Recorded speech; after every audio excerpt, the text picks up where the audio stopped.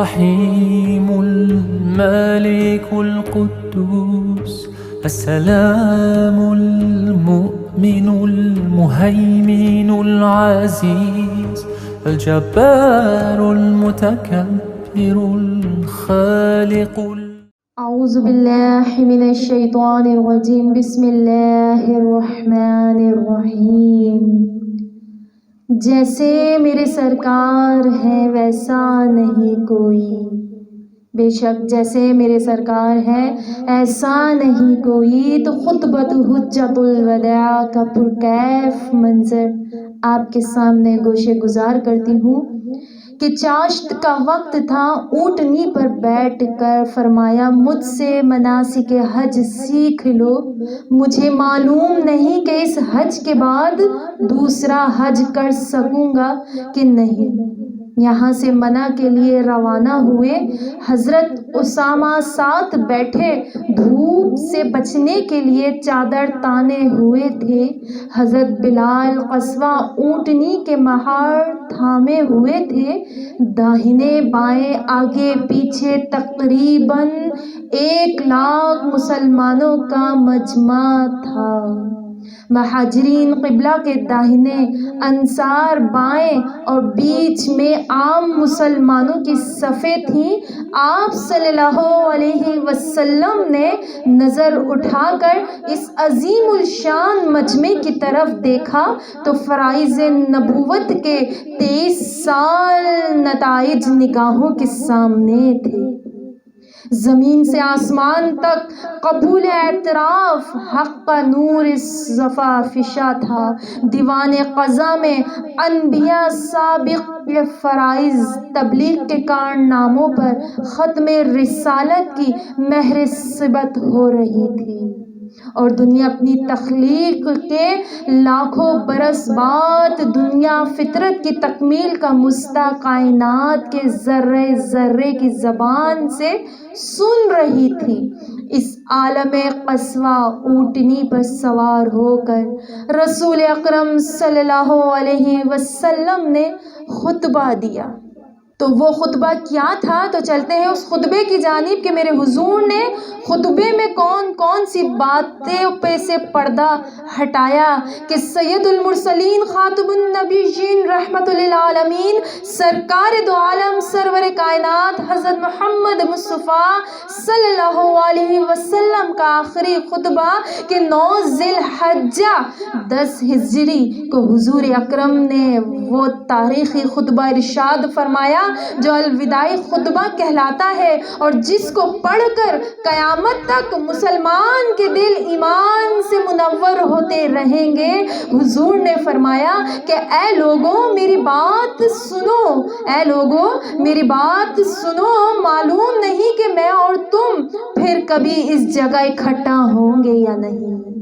لوگوں تمہاری جانیں اور تمہاری مال اور عزتیں یقیناً ایک دوسرے کے لیے اس طرح احترام کے لائق ہیں جیسا کہ تم آج کے دن اس شہر کا اور اس مہینے کا احترام کرتے ہو. تمہیں عنقریب خدا کے سامنے حاضر ہونا ہے اور وہ تم سے تمہارے اعمال کی نسبت سوال فرمائے گا کہ اے لوگوں عورتوں پر تمہارے حقوق ہیں اور تم پر عورت کے حقوق ہیں. عورتوں کے ساتھ مہربانی اور محبت سے پیش آؤ کیونکہ خدا کے نام کی ذمہ داری سے تم نے ان کو بیوی بنایا اور خدا کے کلام سے تم نے ان کا جسم اپنے لیے حلال کیا ہے. اپنی امانتوں میں دیانت دار ہو اور گناہ سے بچتے رہو. سود حرام ہے.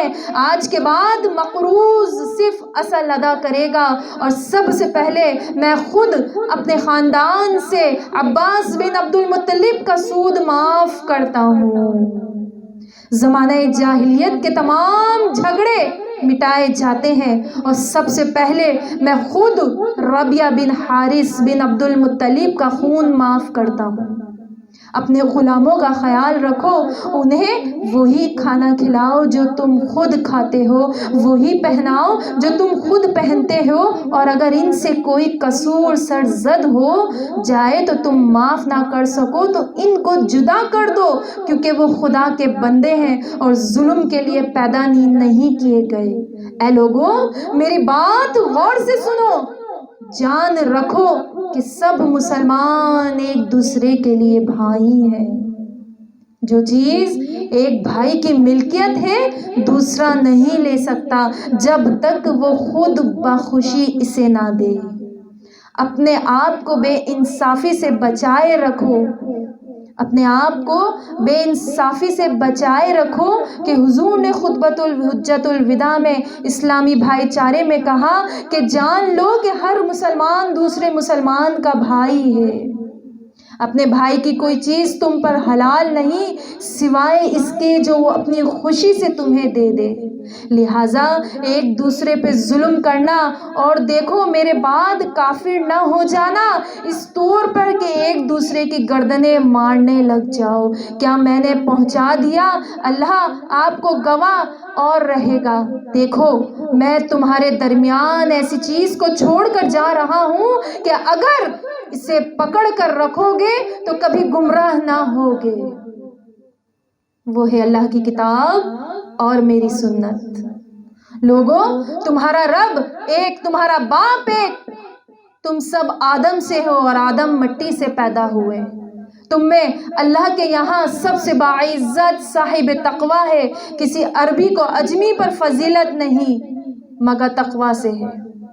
تو میرے پیارے حضور پر نور سرور کائنات صلی اللہ علیہ وسلم کا پرکیف منظر حجت الوداع کے ٹائم جو میں نے پیش کرا کہ اللہ پاک اس کے اندر جو بھی باتیں پیش آئی آپ کے سامنے، اللہ پاک ہم سب ہر کسی کے ساتھ، چھوٹے بڑے کے ساتھ، بوڑھوں کے ساتھ، ماں باپ کے ساتھ، بہن بھائیوں کے ساتھ، رشتہ داروں کے ساتھ، عزیز و قریب کے ساتھ حقوق سے پیش آئیں، ان کے حقوق ہم ادا کر سکیں۔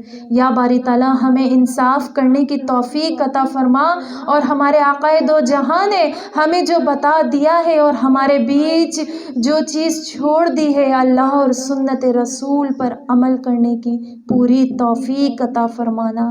یا باری تعالیٰ ہمیں اپنے ماں باپ کے ساتھ صلح رحمی عطا فرما، اور یا باری تعالیٰ ہمیں اپنے شوہروں کے ساتھ اور شوہروں کو اپنی بیویوں کے ساتھ انصاف سے، حقوق سے، بے لوث محبت سے یا باری تعالیٰ رشتہ نبھانے کی توفیق عطا فرمانا۔